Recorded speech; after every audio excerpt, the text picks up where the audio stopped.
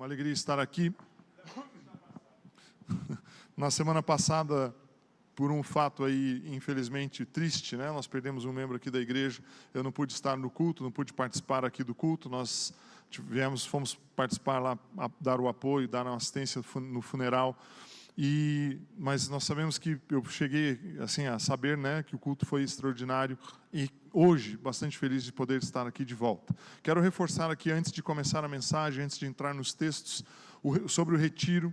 Então você pode fazer a sua inscrição. Os líderes de grupos familiares, os apacentadores de grupos familiares têm um link, né, a integração, o pessoal da integração tem um link, você pode fazer a inscrição por esse link. Você pode fazer o pagamento pelo cartão de crédito ou pode fazer um Pix na conta da igreja mesmo, no mesmo número de Pix que estava no telão ou está aí nos envelopes. E você pode também acertar no dia, na sexta-feira, na chegada lá no centro de retiros. Essa semana nós vamos colocar aí para os grupos, para os apacentadores, a localização, né, aqui em Paissandu, dá 22 quilômetros da porta da igreja, dentro do centro de retiros. Então é bem pertinho, não é difícil de chegar, tem 2,5 km ali, 3 km de cascalho, mas é bem bom, eu passei lá recentemente, está bem tranquilo. Então, participe conosco. No sábado à tarde, no retiro, nós vamos ter um tempo de batismo. Tem alguns irmãos que gostariam de se batizar. Nós estamos organizando, então, para batizar os irmãos lá nesse momento. Se você estiver lá, eu tenho certeza absoluta de que você será impactado pelo amor e pelo poder de Deus. Porque eu tenho certeza que Deus agendou esse tempo para nós estarmos lá, para nós participarmos juntos, estarmos juntos como igreja. Amém? Quem aqui já se inscreveu? Erga a mão aí para mim, por gentileza. Muito bom, se você já está inscrito, aleluia, muito bom. Eu tenho a lista ali, e se você não se inscreveu ainda, espero que você faça isso em breve, amém? Ainda hoje, se possível aí. Se você não tem o link, me peça, fala comigo, fala com os apacentadores aí, que nós organizamos e passamos para você. Eu quero compartilhar um pensamento com você hoje, e esse pensamento nasceu de um devocional meu, da leitura de um livro que eu estava fazendo, e até ontem com os irmãos aqui na integração compartilhei um pouquinho, depois com os jovens também no grupo familiar deles, eu estive junto com eles aqui, a gente comentou um pouco, e eu quero começar lendo o Evangelho de Mateus, no capítulo 15, eu vou ler do versículo 21 até o 28. A palavra de Deus diz assim: partindo, Jesus dali retirou-se para os lados de Tiro e Sidom. E eis que uma mulher cananeia, que viera daquelas regiões, clamava: Senhor, filho de Davi, tem compaixão de mim. Fala comigo essa frase assim, ó: tem compaixão de mim. Rapaz, o churrasco hoje estava fraco, hein? Acho que foi só uma linguicinha, né? Repita comigo assim: tem compaixão de mim. Amém, agora eu ouvi. E aí ela continua dizendo assim: minha filha está horrivelmente endemoniada. Ele, porém, não lhe respondeu palavra. E os seus discípulos, aproximando-se, rogaram-lhe: despede-a, pois vem clamando atrás de nós. Mas Jesus respondeu: não fui enviado senão às ovelhas perdidas da casa de Israel. Ela, porém, veio e o adorou, dizendo: Senhor, socorre-me. E então ele, respondendo, disse: não é bom tomar o pão dos filhos e lançá-lo aos cachorrinhos. Ela, contudo, replicou: sim, Senhor, porém os cachorrinhos comem das migalhas que caem da mesa dos seus donos. Então lhe disse Jesus: ó mulher, grande é a tua fé, faça-se contigo como queres. E desde aquele momento sua filha ficou sã, ficou liberta, ficou curada. Aleluia. Esse texto, para mim, ele tem assim alguns elementos que são bem peculiares assim, e que me chamam muito a atenção. Primeiro, Tiro e Sidom, eles estão mais ao norte de Israel. Curiosamente, é uma região que lá na época de Moisés, quando Moisés faleceu, Josué assumiu a liderança do povo de Israel, eles invadiram, né, eles tomaram posse da terra prometida. Essa foi uma das poucas regiões em que os judeus nunca conquistaram. Eles nunca tomaram posse, mesmo sendo parte da terra que Deus havia prometido a eles. Então, Tiro e Sidom era uma região de muita idolatria, de muito culto a deuses estranhos ao Deus Todo-Poderoso que Israel servia. Era uma região totalmente distinta da parte central e sul de Israel, ou da Judéia como um todo. E aí então, quando Jesus vai com os seus discípulos para lá, já é um romper de paradigma. Porque um judeu normalmente, um judeu zeloso, um judeu que prezava a lei, um judeu que respeitava os mandamentos, ele não ficava andando por Tiro e Sidom à toa. Era uma região comercial muito forte, muito intensa, tinha portos ali naquela região, está na beira do mar Mediterrâneo, e essa região não era uma região que os judeus zelosos costumavam ir. Mas Jesus, junto aos seus discípulos, assim como ele esteve em Samaria, assim como ele esteve em regiões que não eram comuns para um judeu, ele vai até Tiro e Sidom, ou até aquela região, como a Bíblia diz. E chegando ali, uma mulher cananeia, ou seja, ela era da origem dos cananeus, dos povos antigos daquela terra, era uma mulher que não servia a Deus, não havia sido educada, não cresceu no ambiente do judaísmo. Ela estava ali, e ela chega em Jesus, e ela faz um pedido para Jesus. E aí então Jesus olha para ela, e eu acho essa expressão assim, de uma dureza. O texto diz assim, o verso 23, ele, porém, não lhe respondeu palavra. Hoje em dia, se nós estivéssemos escrevendo a Bíblia hoje, nós íamos escrever assim, Jesus deixou ela no vácuo, não respondeu para ela, simplesmente ignorou ela. Foi isso que ele fez. E eu quero tirar aqui desse texto alguns princípios a respeito de como nós devemos nos portar, o que nós devemos fazer para que as nossas orações sejam eficazes. É um desafio grande aqui, porque dizer para você que existe uma regra, que existe um desenho aqui, uma receita de bolo, faça assim, assim, assado e as suas orações vão ser respondidas, é uma pretensão muito grande. Mas eu olho esse texto e eu vejo uma relação entre alguém pedindo algo para Jesus e Jesus, como que Jesus se comporta ao responder essa pessoa.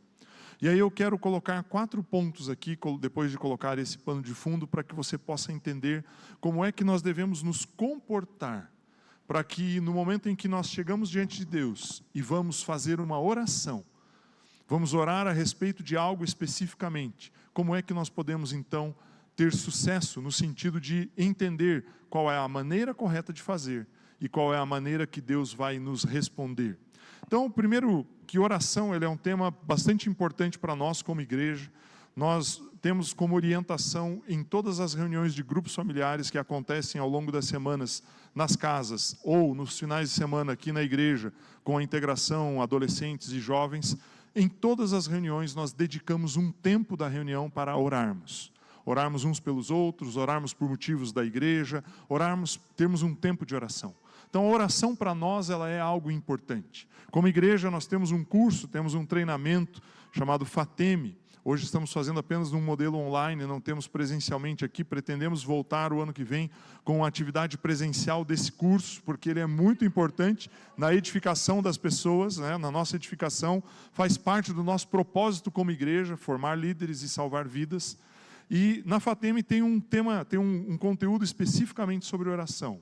Lá você vai aprender que a oração ela depende de reverência, a oração faz parte do louvor, faz parte da adoração, a oração envolve ações de graça, a oração envolve petição, intercessão, súplica, a oração envolve declarações. Todos esses 7 aspectos que eu acabei de ler aqui são conteúdo de uma matéria dentro da FATEME.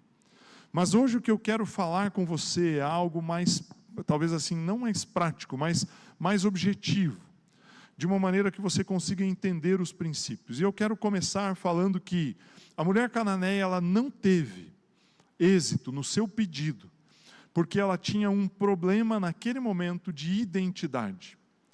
Quando ela chega em Jesus, ela teve acesso a Jesus, Jesus ouviu o que ela falou, os discípulos ouviram o que ela estava dizendo, mas ela tinha um problema de identidade. Jesus tinha um propósito, naquele instante em que ele estava fisicamente sobre a terra. O propósito de Jesus era anunciar a vinda, a chegada do reino de Deus para os judeus. esse é o propósito da vida de Jesus, da vinda de Jesus inicialmente. Se você ler o Evangelho de João, no capítulo 1, se eu não me engano aqui de cabeça, se a memória não me falha, o verso de número 11, vai dizer que Jesus veio para os seus, para os judeus, mas os seus não o receberam, não o aceitaram. E aí o verso 12, então, diz que todos aqueles que creram nele, Deus deu-lhes o direito, deu-lhes o poder, a capacidade de se tornarem filhos de Deus. Então Jesus veio inicialmente para os judeus, mas os judeus o rejeitaram. Então o propósito de Jesus, naquele momento em que ele estava com os seus pés, fisicamente falando, sobre a terra, era manifestar a vontade do Pai, o reino de Deus, para os judeus. Então chega uma mulher que não tem a mesma origem, que não é judia, que não veio desse povo. Então existia ali um problema da identidade dela. Ela não era uma mulher que teria direito a receber algo de Jesus. Tanto que Jesus nem mesmo dá ouvidos a ela. Ela fala e ele simplesmente segue a vida. Como eu brinquei, né? Deixou ela completamente no vácuo, não deu atenção. Se eu fizer isso em casa... Cadê a Andréia? A Andréia não está aí? Não, eu vou falar então, já que ela não está. Estou brincando, né? Está gravado, então ela pode olhar depois, né? Mas se você tem o seu cônjuge fala com você, você vira as costas e não responde, pega um lençolzinho, leva para a sala, vai dar problema. Você imagina como que essa mulher se sentiu? Jesus, ele já era conhecido, Jesus, ele dava atenção para as pessoas. Quando nós vemos lá, eu não vou saber aqui dizer a cronologia, mas quando nós vemos aquele momento ali em que ele está apertado por uma multidão e uma mulher vem e toca o manto de Jesus por trás e não fala nada. Ele presta atenção e fala, opa, peraí um pouquinho, alguém me tocou. Jesus, ele não deixava as pessoas sem uma atenção. Em certa ocasião, ele voltando de uma certa região, chegando de uma certa caminhada, viagem, chegando em Naim, está saindo ali o funeral do filho único de uma viúva, e Jesus ele para, toca no esquife, olha para a mulher, ressuscita o filho, restitui o filho a ela. Então Jesus ele dava atenção. As mulheres elas recebiam uma atenção especial de Jesus, dentro daquele contexto histórico ali, que a mulher era completamente desprezada. Nós vemos os textos bíblicos, né? Juntaram-se 5.000 homens, mais mulheres e crianças. Tipo, mulheres e crianças, nem precisa contar, né? E Jesus, ele sempre deu atenção. Só que nessa ocasião, ele olha para ela, ou nem olha para ela, e simplesmente a ignora. Por que Jesus a ignora? Porque ela não estava conectada, não estava alinhada com o propósito de Jesus naquele momento, naquele instante. E aí, muitas vezes, quando nós chegamos diante de Deus, através de Jesus, porque nós oramos em nome de Jesus, você já parou para pensar o que é em nome de Jesus? Ou é só um chavão, uma frase programada, feita, quando você termina a sua oração, Pai, obrigado por esse alimento, em nome de Jesus, amém. Ou, Pai, obrigado por esse dia, em nome de Jesus, amém. Será que você usa isso só como uma expressão que você aprendeu lá na escola bíblica infantil e carregou contigo na vida toda? Quando você ora em nome de Jesus, você está assumindo o papel de Jesus. E está dizendo, Jesus, Deus, eu estou aqui diante do Senhor, em nome do seu Filho. Quando nós fazemos isso, por que será que às vezes nós não percebemos, ou percebemos que Deus não nos responde? Ou não temos sucesso numa resposta dependendo do que pedimos? Se nós estamos diante de Deus em nome de Jesus. E o meu primeiro aspecto aqui, como eu falei, é a identidade. Muitas vezes nós chegamos diante de Deus e nós temos uma certa confusão na nossa mente a respeito da nossa identidade, de quem nós somos, do que nós representamos diante de Deus. Da mesma maneira que aquela mulher que não era judia, chega diante de Jesus e pede algo, e Jesus a ignora. Às vezes é assim que acontece conosco, porque nós chegamos com uma identidade errada. Eu lembro de uma ocasião, faz muitos anos isso, acho que em 98, eu estava trabalhando numa empresa, nós teríamos uma reunião no Uruguai, e iriam viajar para lá diversos colaboradores da empresa, de diversos lugares diferentes do Brasil. E aí a empresa, então, para facilitar a logística, levou todo mundo para São Paulo. Então eu saí, na época, morando em Curitiba, de avião para São Paulo, e aí de São Paulo nós fomos para o Uruguai. E vieram pessoas de vários lugares. E aí teve um rapaz do Rio Grande do Sul, e foi orientado, falou, olha, você pode viajar com 2 documentos, ou com a sua identidade, que tem que ter menos de 10 anos lá sendo feita, ou com o seu passaporte. Isso foi, assim, muito divulgado. E aí todo mundo chegou lá com seus documentos corretos. Esse rapaz, ele tinha uma formação na área do direito, ele tinha a sua identidade lá como advogado, né, a identidade da OAB, e aí ele chegou para embarcar com aquela identidade. E aí a companhia aérea olhou para ele e falou, não embarca. Não embarca porque ao descer lá no Uruguai, a imigração não vai aceitar você lá. E aí nós nem deixamos você entrar no avião aqui. Não, mas isso aqui eu uso no Brasil inteiro, isso aqui tem validade porque a OAB é reconhecida, e ele argumentou e discutiu, mas ele estava tentando fazer algo com a identidade errada. A companhia aérea simplesmente não aceitou ele ali. E é exatamente isso que eu estou falando para você.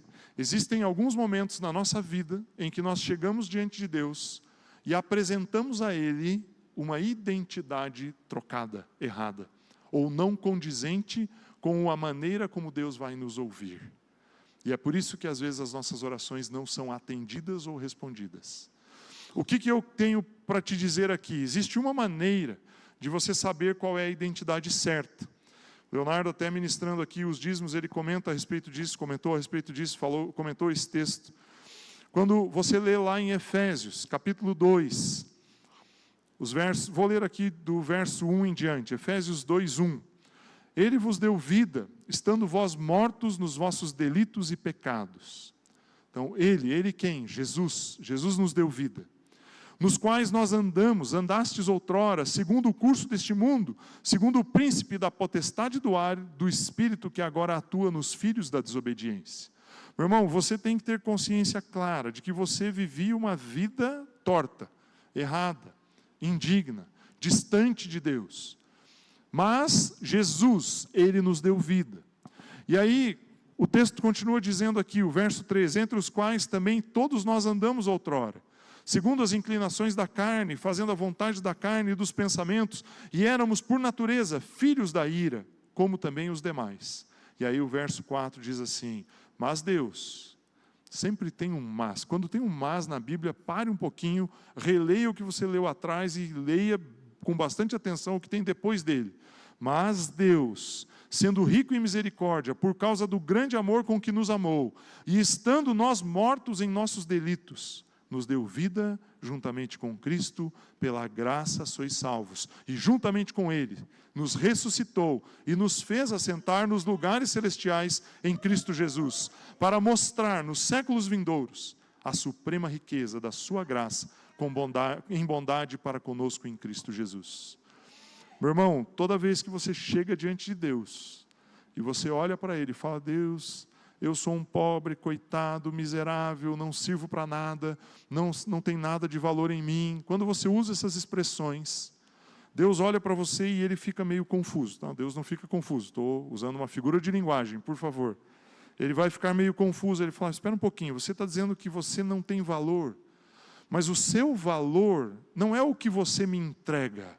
O seu valor é o valor de Cristo Jesus colocado sobre você.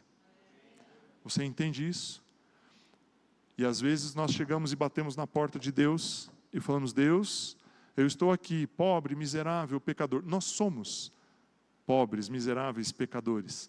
Mas em Cristo Jesus, pelo sangue dele, nós fomos transformados. E essa é a sua identidade. Hoje a identidade que conecta com Deus é você ter a plena certeza e convicção de quem você é. Se você bate na porta dele, falando a primeira parte do verso 1 aqui, ele nos deu vida estando nós mortos, né? Vós mortos, ele estava falando uma carta para eles, né? Então vós mortos nos vossos delitos e pecados. Muitas vezes nós fazemos uma oração com o pensamento de que ainda estamos mortos nos nossos delitos e pecados. Meu irmão, essa é a nossa origem. Nós originamos, nós nascemos em pecado, na natureza do primeiro homem, né? de Adão. Nós nascemos na natureza dele. Essa é a realidade de todos nós aqui, eu, cada um de vocês. Mas existe um momento em que você cruzou com Cristo Jesus, e nesse momento, O sangue dele veio sobre sua vida. E esse sangue te purificou, te justificou, te deu vida, como Paulo escreve aos Efésios. Estando nós mortos, ele nos deu vida. Ele começa dizendo isso, ele nos deu vida. Então, ao bater na porta, ao entrar ao entrar lá no seu quarto, ao entrar diante de Deus para fazer uma oração, entre com confiança, sabendo que você está purificado pelo sangue do Cordeiro. Ah, Ivo, então quer dizer que se eu fui purificado, então nunca mais eu peco? Claro que não. Nós temos situações e circunstâncias no dia a dia em que nós podemos aí, eventualmente, falhar, pisar na bola, escorregar. Tem momentos em que nós fazemos aquilo que não é certo. Mas nós temos um justo juiz, que através do seu sangue nos purifica. A primeira carta de João fala a respeito disso, capítulo 1, verso 9, se eu não estou enganado. Se alguém pecar, ele é fiel e justo para nos perdoar e nos purificar de toda injustiça, de toda iniquidade, de todo erro. Meu irmão, você tem o perdão, você tem o acesso ao perdão. Você tem esse direito, isso é direito seu, é direito meu. E aí nós temos que fazer aquilo que o autor aos Hebreus nos relata, em Hebreus capítulo 10, o verso 19 e 20, ele diz assim: tendo, pois, irmãos, intrepidez, fale comigo assim, repita comigo, intrepidez, com vontade, de novo, intrepidez, para entrar no Santo dos Santos, pelo sangue de Jesus, pelo novo e vivo caminho que Ele nos consagrou pelo véu, isto é, pela sua carne. Meu irmão, Jesus abriu um caminho. Você entende o conceito do véu? O véu era o que separava o lugar santo do Santíssimo dos Santos, do Santo dos Santos, dentro do templo. Isso desde o templo, desde o tabernáculo de Moisés era assim. E todos os demais templos que foram construídos, sejam o tabernáculo de Davi, que daí não era um templo, era uma tenda também, né? Mas os demais templos que foram construídos, o de Salomão, depois o de Herodes, todos eles tinham essa divisão. Um lugar santo e o santo dos santos, o lugar santíssimo. E existia um véu grosso, separando um lugar do outro. E o texto bíblico diz que no momento em que Jesus morreu, o véu se rasgou de cima a baixo. Aquilo que nos separava de Deus foi destruído. Nós fomos habilitados a ter acesso ao Pai. Mas o texto de Hebreus diz que nós temos que ter intrepidez. E aí é que eu volto ali naquele ponto. Quando você chega diante de Deus e fala: Deus, eu sou um pobre, coitado, miserável, eu não estou vivo, eu estou morto nos meus pecados. Ele vai olhar para você e espera um pouquinho, mas então, se você está nessa condição, você ainda não passou por Jesus. Porque Jesus, Ele te abriu um novo e vivo caminho. O sangue dele te deu vida. Por isso que o autor aos Hebreus fala que nós temos que ter intrepidez. Porque a intrepidez, a ousadia, tem uma outra tradução que usa a expressão ousadia, ela vai fazer com que nós possamos olhar para frente e falar: Senhor, eu sei a minha origem. Eu sei que na minha natureza original, eu era um pecador, mas Cristo Jesus me purificou. Então eu hoje sei que eu estou justificado. Eu peço perdão, eu estou aqui perdoado pelos meus erros. Então eu tenho como entrar diante do Senhor. E aqui nesse texto que eu acabei de ler de Hebreus, tem uma palavra que é extraordinária. A palavra consagrou, no verso 20, pelo novo e vivo caminho que Ele nos consagrou. Olha só essa palavra no original, no grego. A palavra é egikainizo. E essa palavra diz o seguinte: fazer novo, fazer novamente. Meu irmão, você consegue entender que em Cristo Jesus, Deus, Ele te fez novo? Ele pegou aquela massa de problemas, de dificuldades, de pecados, de erros, e disse: olha, isso aqui não é mais válido. Eu vou fazer você de novo. Por isso Jesus, quando conversa com Nicodemos lá, Nicodemos, mestre da lei, um fariseu assim, exemplar, e ele fala: o que eu preciso fazer para entrar no reino? E aí Jesus fala: você precisa nascer de novo. Tanto que Nicodemos fica confuso e fala: pera um pouquinho, mas como é que eu vou voltar no ventre da minha mãe? Provavelmente a mãe de Nicodemos já era até falecida, porque ele já tinha uma certa idade. Ele fala: não tem como eu nascer de novo. E aí Jesus fala: você precisa nascer da água e do Espírito. Meu irmão, quando você nasce de novo, quando você aceita Cristo Jesus, Ele te faz novo. Pode ser que você, ao levantar de manhã, olhar no espelho, você vai ver a mesma pessoa, as mesmas marcas, o mesmo pouco cabelo na cabeça, né? A mesma barba branca, mas no seu espírito existe algo diferente, existe algo novo. E é essa ousadia desse espírito que você precisa usar para entrar na presença de Deus. Então, a partir de hoje, quando você for fazer uma oração, por qualquer motivo que seja, saiba que você tem o direito de estar ali na presença do Pai. Não porque você fez algo extraordinário, não porque você é santo, não, nada disso. O mérito não é seu, o mérito não é meu, o mérito é de Jesus. O texto ele fala aqui claramente, né? Hebreus fala claramente. Tendo, pois, irmãos, intrepidez para entrar no Santo dos Santos, pelo sangue de Jesus. É a obra dele que nos habilita. Não é o que eu faço, não é o meu esforço, não é a minha capacidade, não é o quanto eu tenho força aqui, o quanto eu jejuei, o quanto eu orei, o quanto eu me esforcei, o quanto eu li, o quanto eu estudei. Não, nada disso vai te habilitar. O que vai te habilitar é depositar a sua fé em Cristo Jesus. Só isso. Meu primeiro ponto, então, era identidade. O segundo ponto é que o interesse dela, da mulher cananeia, era um interesse errado.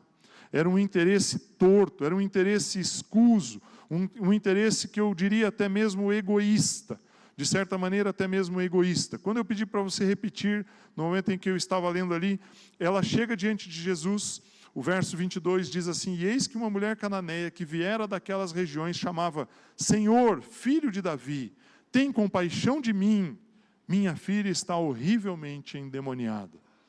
Ela queria resolver um problema. Qual problema ela queria resolver? A Daila não pode responder. Estou brincando, que ela estava ontem no grupo familiar de jovens e nós conversamos sobre isso. Qual problema essa mulher queria resolver? Ela queria resolver o problema da filha ou ela queria resolver o problema dela? Quando ela chega diante de Jesus, ela fala: tem compaixão de mim. Você entende que ela não estava preocupada, ou ela estava preocupada, mas o foco dela não era auxiliar, apoiar a filha. O foco era: olha, Jesus, eu estou com um problema aqui, me livra desse problema. Você entende que o ponto de vista do pedido dela era um ponto de vista egoísta. Era um ponto de vista pensando na necessidade, no desejo dela. Tiago, entendendo isso, ele escreve ali na sua carta, se nós lermos ali a carta de Tiago, se nós lermos a carta de Tiago no capítulo 4, deixa eu achar aqui onde eu anotei, versículos de 1 a 3, o texto diz assim: de onde procedem guerras e contendas que há entre vós? De onde, senão dos prazeres que militam na vossa carne? Cobiçais e nada tendes, matais e invejais e nada podeis obter. Viveis a lutar e a fazer guerras, nada tendes porque não pedis.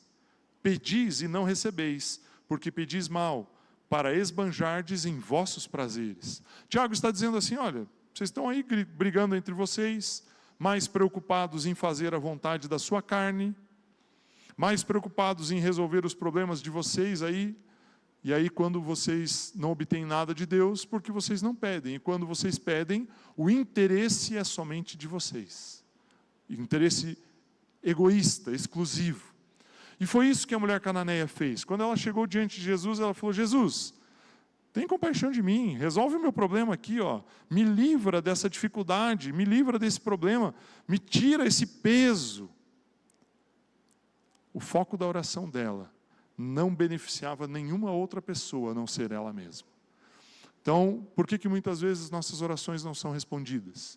Porque nós nos aproximamos de Deus com a identidade errada, sem ter a consciência clara de que mesmo falhos, acessamos a Jesus através do seu sangue, e a graça dele nos torna eleitos, nos torna justos, ele nos justifica no seu sangue. E aí então podemos acessar o Pai, com essa consciência que precisamos acessar o Pai. O segundo aspecto: não adianta eu entrar na sala do trono, passar das portas da sala do trono, passar do véu, se lá diante do Rei dos Reis, se lá diante do Senhor Todo-Poderoso, aquilo que eu vou colocar só me interessa, não interessa para mais ninguém. E aí eu quero fazer aqui um paralelo. Jesus, ele ignorou a mulher cananeia, porque ele tinha um propósito: manifestar o reino aos judeus, e ela não era judia. E hoje, Jesus, ele tem um propósito. Jesus, ele é o noivo. E o noivo tem uma noiva. Essa noiva, eu estou olhando aqui para ela. Você é a igreja. Você é o corpo de Cristo. O interesse de Jesus é proteger, é cuidar, é manifestar o poder dele sobre a igreja. Se as suas orações, elas não estão alinhadas com os propósitos de Jesus para a igreja, meu irmão, sente, porque você vai cansar de orar em pé. As respostas não vão vir.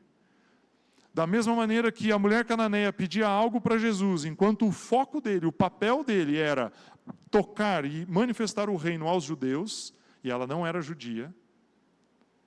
Dessa mesma maneira, quando você pede algo que tem interesse individual, egoísta, focado em você, e não beneficia o corpo de Cristo, ele vai olhar para você e vai simplesmente mudar o olhar dele e falar: vamos para frente. Da mesma maneira que ele se virou contra, né, opôs-se a ela. Se você quer ter uma oração respondida, meu irmão, o foco da oração não pode ser você. O foco da oração tem que ser o corpo, tem que ser a edificação, tem que ser o fortalecimento de pessoas, tem que ser o crescimento da igreja, tem que ser o avanço da igreja, tem que ser a estruturação e a consolidação da igreja. Enquanto nós ficarmos discutindo, brigando por questões pessoais, individuais, que é o que Tiago escreve lá na sua carta, vocês ficam aí guerreando entre vocês, preocupados com aquilo que está entrando aí na sua cabeça individualmente, você não está preocupado com o outro, você não dá atenção para o outro, você não olha as necessidades coletivas, você é egoísta, você não vai conseguir obter nada, porque você não está pedindo, e quando você pede só para você. Então, o segundo aspecto aqui, a mulher cananeia, ela pede apenas por ela, e isso a impede de receber algo. Mas eu quero colocar os outros dois pontos, de maneira que você possa perceber, então, como é que nós devemos nos portar para que possamos, então, alcançar a resposta. E aí vem, então, o texto na sequência aqui de Mateus 15, o verso de número 25.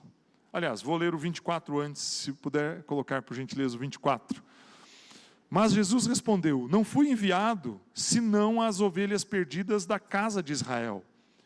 A identidade dela estava errada. E aí vem o verso 25. Ela, porém, veio e o adorou, dizendo: Senhor, socorre-me. Então, a primeira coisa que você deve fazer, vamos lembrar aqui da sequência. Você tem a sua identidade estabelecida, você é filho de Deus, você é justificado pelo sangue do Cordeiro, você tem o acesso à presença do Pai, você usa de ousadia, de intrepidez e entra na sala do trono, e aí então, ali, a sua primeira atitude não vai ser pedir algo egoísta, vai ser adorar a Deus, adorar a Jesus. Meu irmão, se existe uma coisa para a qual nós fomos assim formados, nós temos no nosso DNA, é louvar e adorar ao Senhor. Quando nós fazemos isso, isso nos alegra. Deus não precisa da nossa adoração. Ele não precisa da nossa adoração para ser quem Ele é. Mas a adoração, ela traz uma transformação em nós.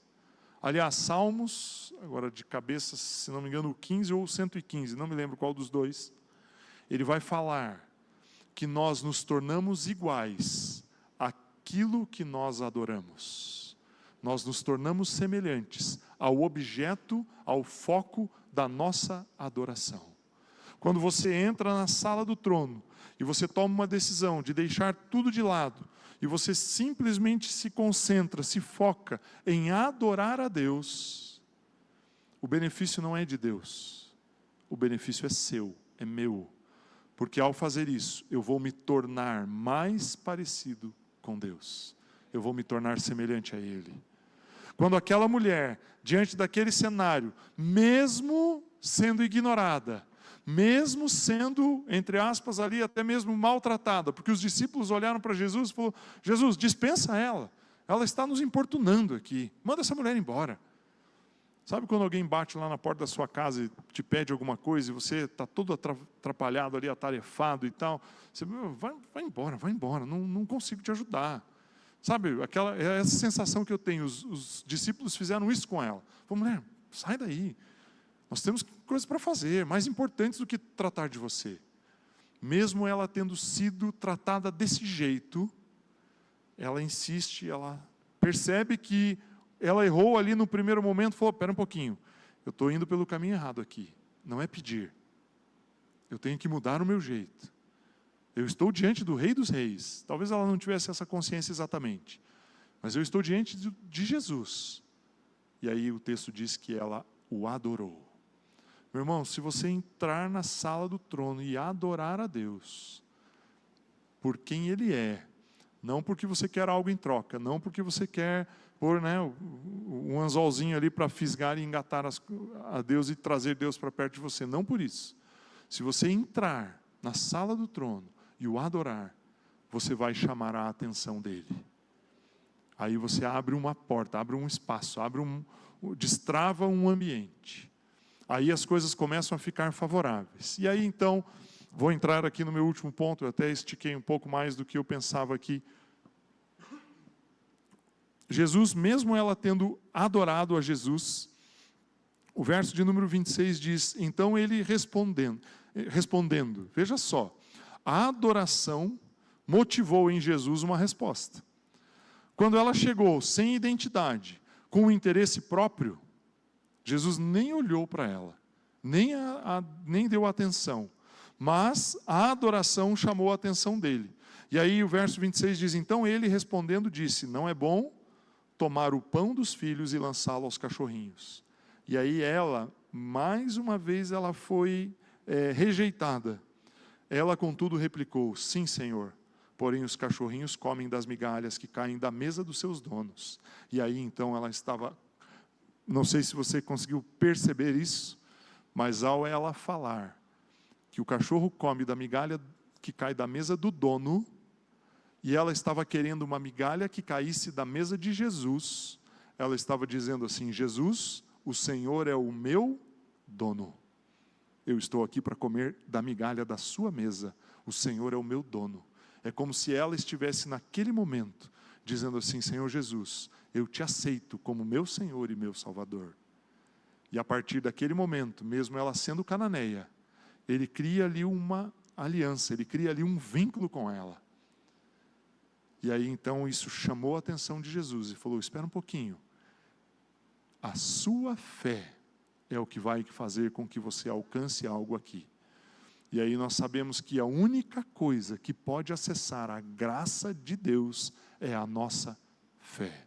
É como nós cremos quando nós olhamos para Jesus e reconhecemos o senhorio dele sobre nossas vidas.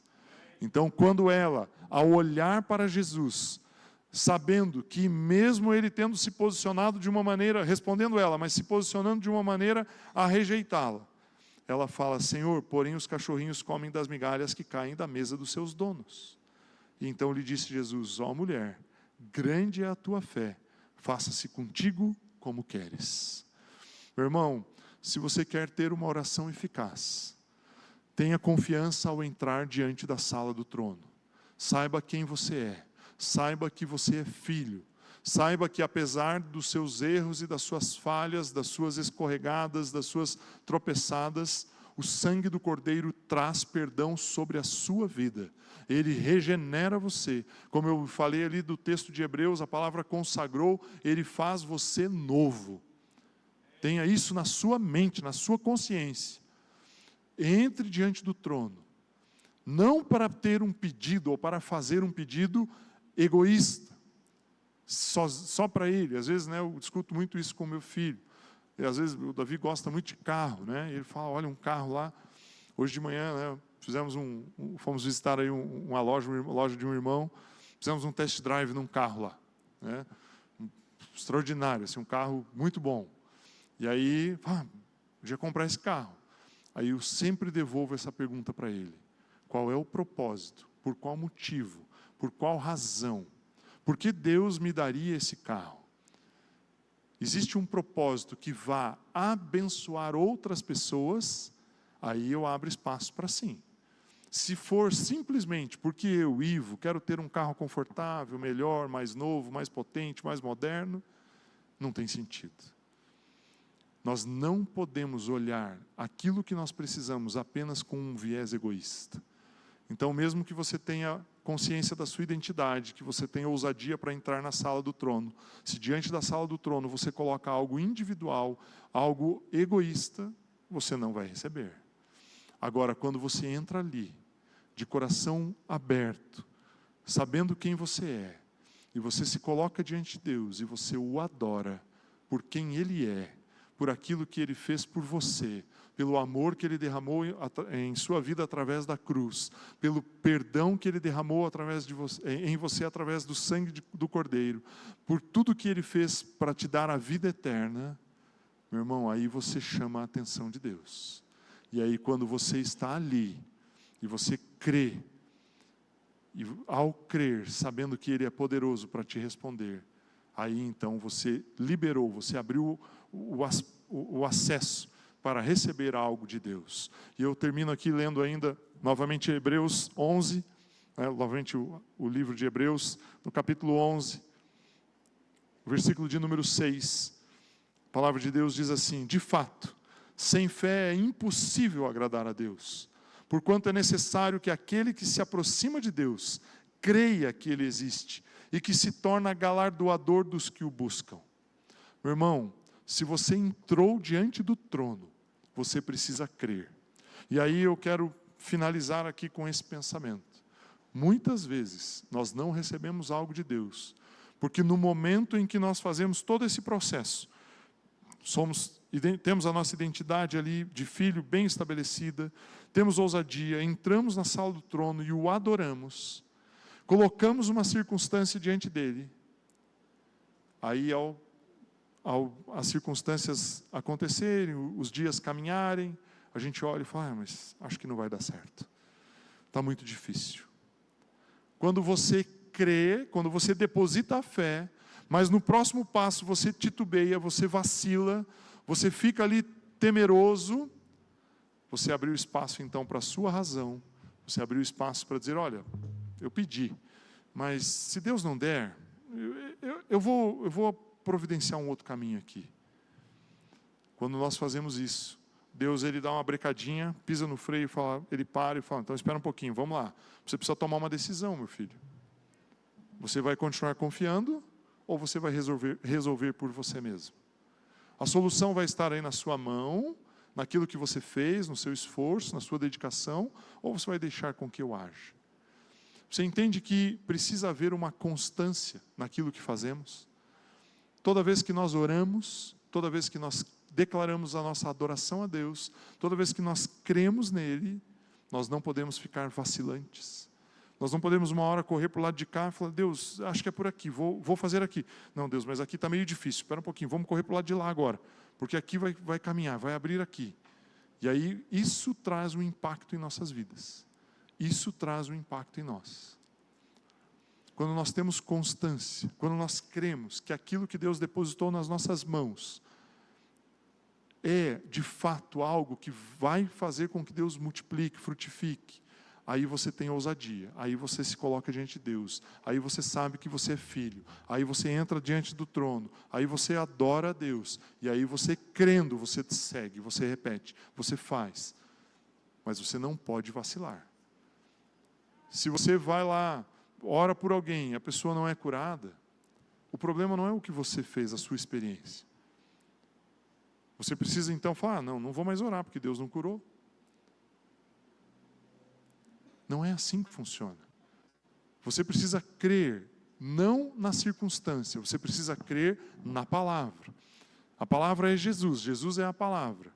Você precisa crer na verdade, Ele é a verdade, a palavra é a verdade. As circunstâncias mudam, a palavra não muda. O que muitas vezes impede as nossas respostas é que nós nos concentramos, focamos nas circunstâncias. Quando a circunstância fica difícil, aí, não vai dar aqui não, acho que vamos para o outro caminho então. E aí então nós desistimos daquilo que nós estávamos fazendo. Quando temos essa atitude, eu fico imaginando de todas as vezes que eu tive uma mudança nas minhas atitudes. E eu digo para você que não foram poucas. Eu fico pensando assim, Deus veio comigo até certo ponto. De repente eu mudei a direção. Aí Deus ficou ali e falou, onde é que ele foi, será? Aí talvez Deus faça igual ele fez com Adão. Desceu lá no Éden, falou, Adão, onde você está? Nós estávamos aqui caminhando juntos, um projeto para fazermos juntos. De repente você mudou de lugar. Você saiu da posição que eu te deixei e foi para uma outra posição. É como se Adão tivesse voltado para uma outra... É que ele não voltou, né? Porque ele nunca teve uma anterior. Mas é como se ele tivesse ido para uma outra identidade. Fazer algo diferente. E aí eu fecho um círculo aqui na identidade. Então, todas as vezes que você quer que a sua oração seja respondida, meu irmão, saiba quem você é. Entre diante da sala do trono com ousadia, com intrepidez, sabendo que você foi justificado pelo sangue do Cordeiro. Entre com ousadia ali, que o mérito não é seu, o mérito é dele, mas você usufrui disso porque ele te amou, e ele te deu graça, que é um dom, né, um carisma imerecido, mas ele te deu. Então receba isso na sua vida. Entre ousadamente. Mas não entre lá para pedir de forma egoísta. Entre lá para adorá-lo. E ao adorar, então você vai crer que ele é poderoso para responder, para trazer sobre a sua vida aquilo que é necessário. Meu irmão, uma das coisas que mais me impacta na Bíblia é a história de Abraão. Abraão, ele não orava para Sara ter um filho. Ele simplesmente cria, ele depositava a sua fé na promessa que Deus havia feito. Ele não ficava todas as manhãs ali falando, Deus, o Senhor prometeu, por que Sara não engravidou? Ele ia lá e falava, menstruou de novo, Sara. Puxa vida, mais um mês agora, vamos ter que esperar mais um pouco. Ele não ficava preocupado com isso. Ele tinha uma convicção. E o último aspecto que a mulher cananeia nos ensina é que ao ela confessar a Jesus como sendo o dono da vida dela, ela depositou a fé nele. Então, tudo o que você tem, tudo o que você precisa receber está em Cristo Jesus. Creia nele. Creia nele. Ah, mas o meu chefe prometeu isso, a minha empresa vai me promover. Não, ninguém pode fazer algo por você que seja melhor do que aquilo que Jesus já fez. Então, não acredite nas pessoas, acredite em Jesus. Até porque as pessoas mudam. Mas a Bíblia diz que Jesus é o mesmo ontem, é o mesmo hoje e vai ser o mesmo eternamente. Ele não muda. Se você depositar a sua fé nele, ele não muda. Sobre a face da terra vão vir projetos, sumir projetos, vão existir igrejas, deixar de existir igrejas, vão haver movimentos, deixar de haver movimentos. Sempre vai acontecer mudança, sempre. Mas Jesus não muda. Quando a mulher cananeia depositou a fé dela nele, e Jesus olha e fala, agora eu entendi. Ela crê. Então ela crê, ela me tem como dono, como Senhor e Salvador da vida dela. Ela tem direito. E aí então ele concede aquilo que ela havia pedido. Meu irmão, as nossas orações precisam passar por essas etapas. Precisam passar por esse entendimento. Quando nós oramos, não chegue diante de Deus com uma lista de compras, meu irmão. Nunca faça isso. Se você tem uma lista de compras lá na sua casa, rasgue ela hoje. Jogue ela fora. Quero isso, quero isso, quero isso, quero isso. Você está orando como se fosse uma criança de 2 anos de idade. Jogue isso fora. Tenha um relacionamento com Deus. Tenha um relacionamento com Ele. Exclusivamente com Ele. Sabendo que Ele é todo-poderoso. Sabendo que tudo o que você precisa está depositado em Cristo Jesus. E somente nele. O adore. Tenha ousadia. E você vai ver resultados extraordinários nas suas orações. Porque você não está orando para um interesse próprio. Você está orando alinhado com o propósito e a vontade de Cristo Jesus, que é abençoar a igreja, o seu corpo. Vamos ficar em pé, por gentileza? Me perdoe aí, porque eu sei que eu excedi um pouco o tempo hoje. falei um pouquinho mais do que tinham programado aqui. Mas antes de nós cantarmos, antes de nós louvarmos, eu quero ainda fazer uma oração. Talvez você, eu não sei, um sentimento que pode haver na sua vida, é de que as suas orações, elas não passam do teto aqui. Ou, às vezes eu falo, né, não chega nem no nível dos olhos. A gente ora aqui com a boca, ela começa a subir e cai no chão, né? Não passa nem do olhar aqui. Meu irmão, se você acha que isso é uma verdade na sua vida, eu vou te dizer, isso não é verdade. Deus, Ele te ouve o tempo todo, em todo o tempo. Muitas vezes isso é um sentimento. O sentimento está na alma. É uma emoção sua sendo expressa. Isso é a sua alma. Espiritualmente falando, Jesus Cristo está ouvindo o que você está externando. Mas para que você tenha esse acesso, para que você tenha essa identidade correta, é necessário que você entregue a sua vida a Jesus. É necessário que você faça como aquela mulher cananeia, que ao olhar para Jesus, quando ela foi praticamente chamada de cachorro, né?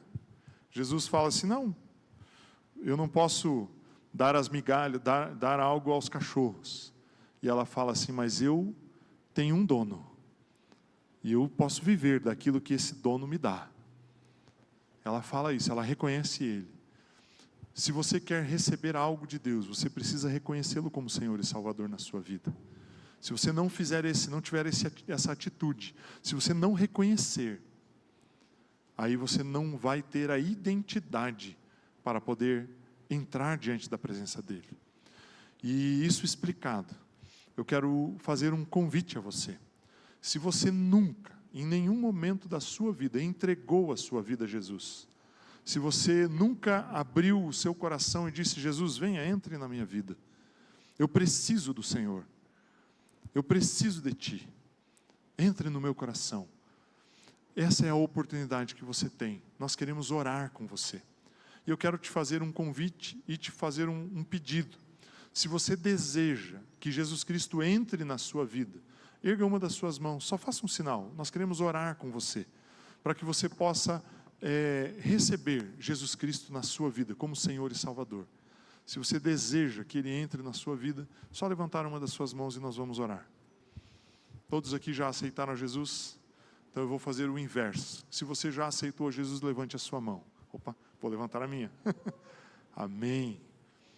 As crianças ali, Isabela ali, o Joãozinho não levantaram, mas aí nós entendemos, né? Aleluia. Que você possa ter a alegria no seu coração de ter a possibilidade de entrar na sala do trono, porque você é filho. A sua identidade, o seu DNA tem a marca do sangue do Cordeiro. No seu DNA tem o sangue do Cordeiro. Amém? Feche seus olhos por um instante. Pai, obrigado. Obrigado porque o Senhor nos ouve. Obrigado, Jesus, porque os nossos pecados, eles fazem separação entre nós e Deus. Mas o Teu sangue criou uma ponte, perdoou os nossos pecados, purificou as nossas vidas, nos justificou. E então, estando no Teu sangue, estando em Cristo Jesus, lavados pelo sangue, temos acesso ao Pai.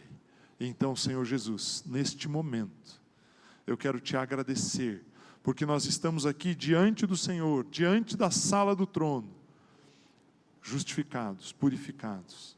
Jesus, obrigado por esse perdão, obrigado pela Sua graça e favor derramado sobre nós. Que cada um de nós aqui, ao longo dessa semana, a cada dia, nós possamos experimentar uma vida real e verdadeira com o Senhor. Pai, que nós possamos ter uma experiência extraordinária essa semana, percebendo que ao orarmos de uma maneira correta, de uma maneira adequada, nós vamos poder experimentar, não as respostas porque precisamos de respostas, mas nós vamos experimentar um relacionamento íntimo contigo, Pai. Obrigado, Jesus, pelo Teu amor, pelo Teu cuidado. Pai, que a graça do Senhor Jesus Cristo, que o amor de Deus, que a comunhão do Espírito Santo, ela seja derramada poderosamente sobre a vida de cada pessoa aqui hoje. Cada irmão que está aqui presente, cada amado que está nos assistindo aí pela internet hoje, ou até mesmo num momento futuro. Pai, que nós possamos experimentar esse amor e possamos ver as respostas do Senhor sobre nossas vidas. Em nome do Senhor Jesus. Amém. Aleluia.